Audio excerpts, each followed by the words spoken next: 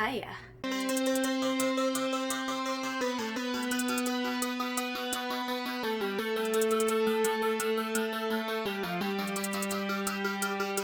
Hi everybody. So today I decided to do a vlog. This is pretty exciting for me because not done a vlog yet. So I am doing a vlog based on a September read-a-thon called I Read Sins Not Tragedies. Here's the little picture I'm following. I look different, slightly, and we're at a different angle, slightly, because I am doing a reshoot. I have 7 books to cover this read-a-thon. The first prompt being first book in a series, so I chose Hitchhiker's Guide to the Galaxy. My edition has 5 copies. I just read the first in the series. The second prompt says any book that has flowers or plants on the cover, and for that I chose Alice's Adventures in Wonderland. My edition also has Through the Looking Glass, but I'll just be reading Alice's Adventures in Wonderland first. The third prompt has either two options, and I'm choosing the second option, which is a blank and blank type title. So for that I chose Rabbit and Robot. I thought it was just too perfect. The fourth prompt is LGBTQ plus representation, and for that I chose Raybearer. Prompt number 5 is a standalone novel. For that one I chose The 7.5 Deaths of Evelyn Hardcastle, because as I'm aware it is a standalone novel that has no plans for a sequel. So let me know if I'm wrong, but I'm pretty sure it's standalone.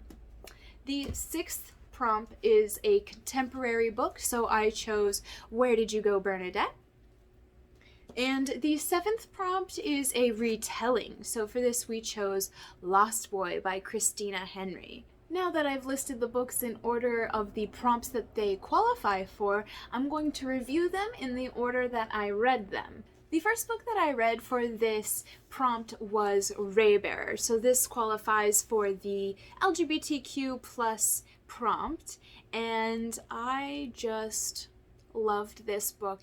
It was absolutely gorgeous. It was the first YA novel that I've read in a very long time. For a while I thought I didn't like YA anymore. Maybe I was too adult for that now, because I just really wasn't clicking with any of the stories that were being told. Not the case. You are never too old, because it's really, really good. There was a lot of representation, not just LGBTQ plus representation, but also different races within this fictional world, which was really awesome to see. The political system was in depth, the magic system was in depth. I was on the edge of my seat the whole time. I never wanted to put it down. It was gorgeous, gorgeous. The Emperor rules with a council of 11, and they're chosen as children. So we follow our main girl, Terasai. She's trying to be one of the 11 for the future emperor. And so she meets a bunch of friends, and it's lovely, and she meets the emperor. A lot of the plot points explore what it means to be born into specific roles, whether that be the emperor, whether that be male or female, whether that be lowborn or highborn. It really explores a lot of those roles and the supposed expectations that are placed upon you and what you really want from your own life. They're children, and they're being exposed to a system where they are given they have expectations put upon them, and they don't know really if they want to fulfill those expectations in the correct way. The Hitchhiker's Guide to the Galaxy. So my edition actually has all 5 of the books. I don't know if you can see. All 5 of the books in it. I only read the first one because I wanted to make sure I liked it, but also when I bought this I was certain I was going to love all of it because the first 2 chapters of the first book were amazing and they were so funny. And this book was so boring. It was so boring. Every time there was a funny passage, there was also the characters talking over each other about, oh, we must be mad. Well, we'd only be mad if we're doing this. Well, I want to know about the alien spaceship you're on. Like, that seems more like what should be written down aside from this weird dialogue between two British guys. And I'm not entirely sure why both of them are British, because one of them's an alien. So I had high hopes for this book, and it just did not live up to them. The next book that I read was Alice's Adventures in Wonderland. I have the Barnes & Noble Classics edition, and I thought it was so lovely. I have a whole stack on my bookshelf over there. It's not here, you won't see it. I only read the first book, Alice's Adventures in Wonderland, and after reading it, I'm definitely reading the other one. This book was so fun. It was a romp. It also did feel like a 10-year-old telling me their dream from their nap. So if you don't like dreams and that stuff kind of bores you, then this is probably not for you. But I liked it. I thought it was really fun. I thought it was funny. I thought Alice was intriguing. I thought it was cute how all of the characters kind of reflected bits of her personality back at her. It was really, really sweet. I really liked this book. I'm glad I read it because I've never read Alice in Wonderland before, or, I'm sorry, Alice's Adventures in Wonderland. I totally messed that up on my Instagram post, and I hope no one minded, but I realized after. The third book that I have already read is Lost Boy by Christina Henry. Christina Henry is a great author. I read her book Alice probably 2 years ago, and I didn't know she wrote any more at all.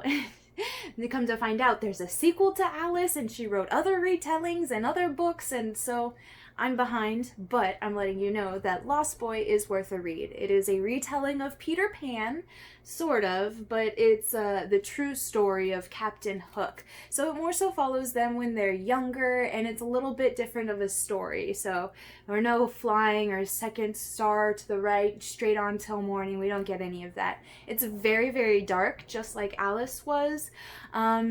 There's not so much sexual violence like there was in Alice, but the implication is there. This is an all-boy island, so it does kind of have Lord of the Flies-esque vibes, but I loved it, and multiple times I was forgetting that I was actually reading a retelling. I thought it was its own thing. Just like Alice, same praise, beautiful, loved it. I hope you enjoy the vlog, and I'll see you in a little bit.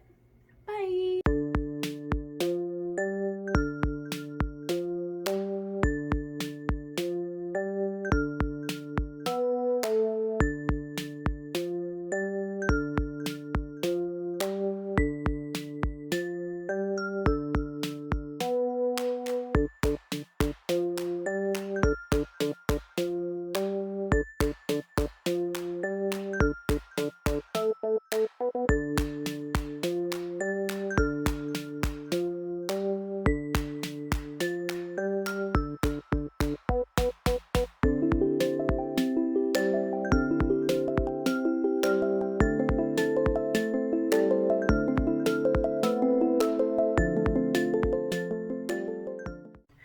So I just finished part 1.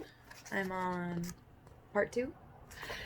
And I just wanted to say how this book is really sad. How, yeah, Bernadette left, but there are a lot of reasons maybe why she left in the first place. So it's kind of late, and I just finished the second part of Where'd You Go, Bernadette? That one was called Bernadette Past and Present. Part 2 was sad, so we finally got to figure out what happened in her past that made them move to Seattle in the first place. And it was rough. It's rough seeing someone's life kind of just fall apart. But yeah, I think that's where I'm going to end tonight, and we'll pick back up tomorrow. Have a good night, lovelies.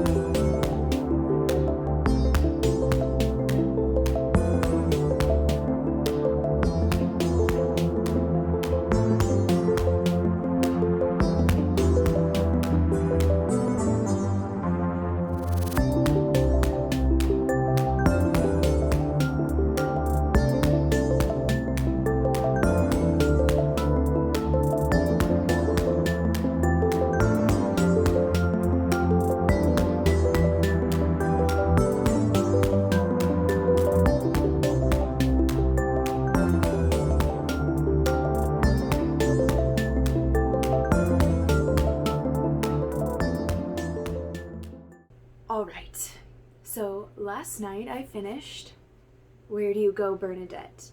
And I loved it. I loved it so much. It was hard to read a lot of the time because it's halfway told through perspective of other people. So it's notes and messages that Bernadette's daughter B has acquired in order to figure out where Bernadette went. And so it's a little hard to read in that sense because the main point of view for a lot of it is people I don't care about, and some of them are truly awful people who are just rude, just mean, just don't care, and so you're getting a lot of their point of view and how they view the world, and that's not fun. But the characters are so well written. I was very certain that these characters were not fake, that they are real, that they exist somewhere. This is very, very good fiction. I love it. It's very good. I really want to do a spoiler talk on this, and there are a few books that I do want to just talk in depth about because they're just so good, and so much of it makes my brain think. That's all this book made me do, was think about it and think about it and think about it. The difference between a 4-star and a 5-star read really is how much I carry it outside of reading it. And that's what I did with this 5-star, in case you couldn't guess. I really, really, really, really, really, really loved this book. And I don't know if I could watch the movie. We might have to check it out. But the book was so good, I don't have that big of a desire to do so. The next book that I'm going to go ahead and read is Rabbit and Robot. We're excited. We bought this book based on the cover. We know it's kind of YA, kind of science fiction-y, a little bit dystopian. So this kid is addicted to a drug called Woz, so his best friend takes him on a lunar cruise to get sober. Meanwhile, the Earth is stuck in the middle of 30 simultaneous wars. So we're living. It doesn't at all remind me a little bit of what's going on right now and how the world is destroying itself. Enjoy the reading vlog.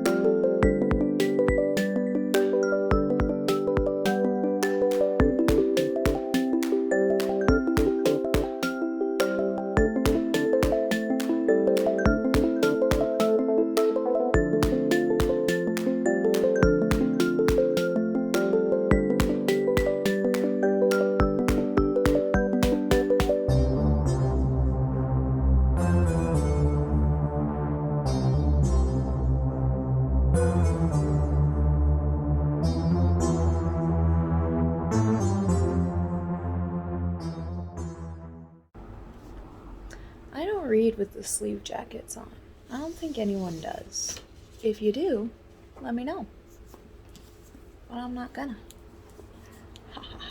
This is the bookmark I use. I love it. I should show you my magnet. I have a magnet that's the same. You've never met a booktuber like me. Let me show you. Boom. Boom. It's beautiful and I love it. It's got sweet little peonies on them. It's a fridge magnet and it matches and it matches. And I got them at 2 different stores, so that was pretty exciting also. My life is very exciting.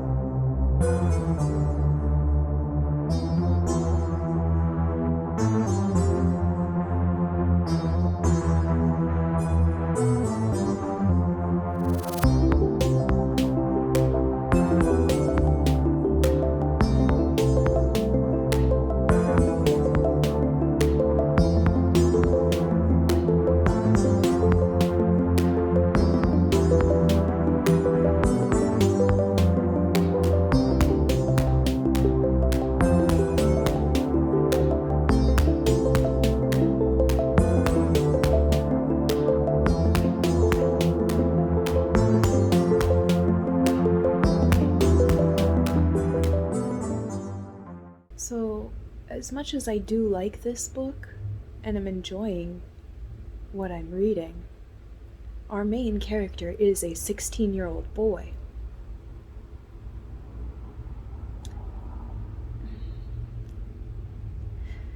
It's a little rough, but it's not as bad as it could be. Is the line? We're walking, I guess. Let's walk that line together.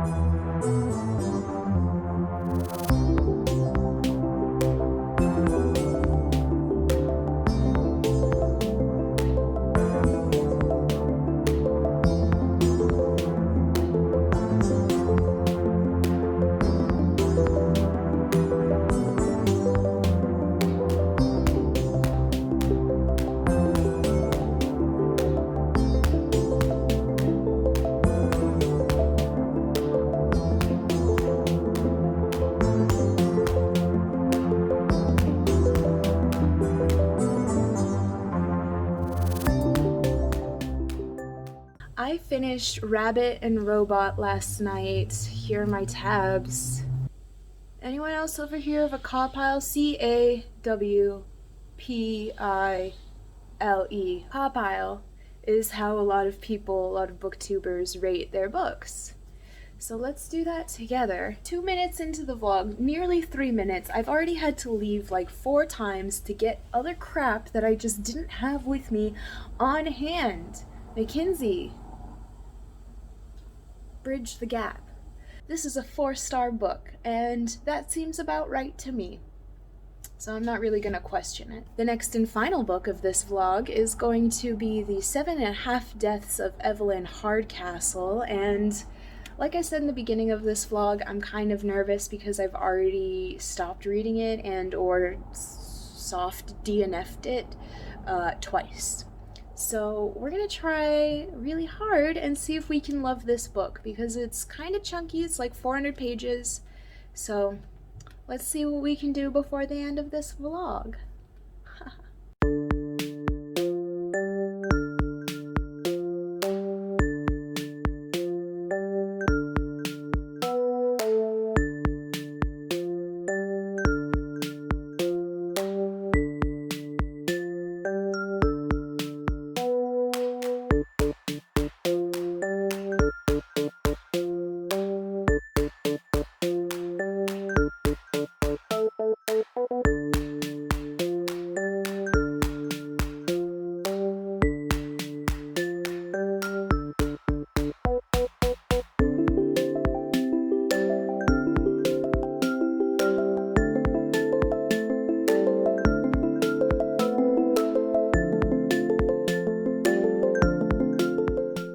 I just had burgers. I'm gonna read more of this. I'm at a snail's pace. I'll get there though, don't worry about it.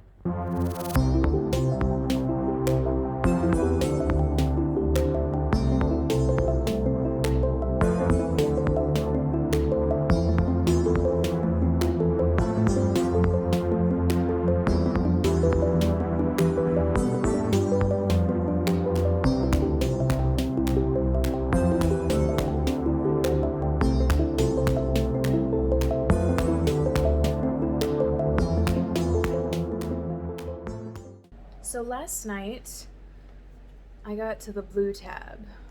I have read up to chapter, what is that, 43? 43. We're on day 7. This book has some pacing issues, my girlfriend. It is intriguing. All the good bits are there. All the good bits are there. But you have to dig through like page upon page of descriptors that isn't necessary. I just don't need all of those descriptors. It weighs down the plot. There have been 2 big, like, oh my god, there's an answer type moments, but I just could not care that much. Like, I was like, oh, this is a moment. This is a moment in the book where I'm supposed to go, and I knew it, but it wasn't happening.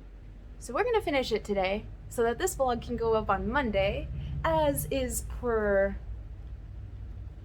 my schedule. What do I have to say about Evelyn Hardcastle? I finished Evelyn Hardcastle last night. I don't know how much I liked this book. Almost at all. I'm going between a 2 and a 3 star rating. I put it through my rating system and it came out a 3-star, but I think that's only because the idea and the premise of the book is so intriguing to me. It was literally the only thing keeping me going. The main character is going through every day. It's like a Groundhog's Day thing, and he wakes up and it's the same day, but he's in a different body. So he gets about 8 days to live the same day over and over again in a different body. So it's kind of cool in that sense because we're getting a lot of him like, oh, I feel trapped in this small body, and I feel like I'm dragging around all of this weight in a bigger body, and I feel super old when I'm in an older body, but it's too much description. You can't even solve the mystery that's going on. Like, there's obviously the main mystery, the death of Evelyn Hardcastle. Then there's the other mystery of why he's reliving the day over and over again. There are some other creepy characters walking around, so you get a lot of, like, mystery and intrigue, but you can't solve any of it because he's wrapped it all in description that you're gonna be lost in forever. I was so bored. It wasn't like Douglas Adams' Hitchhiker's Guide to the Galaxy type boring where I was falling asleep. It was like, I want to check my phone. I want to see what's on Instagram. You know? I don't know.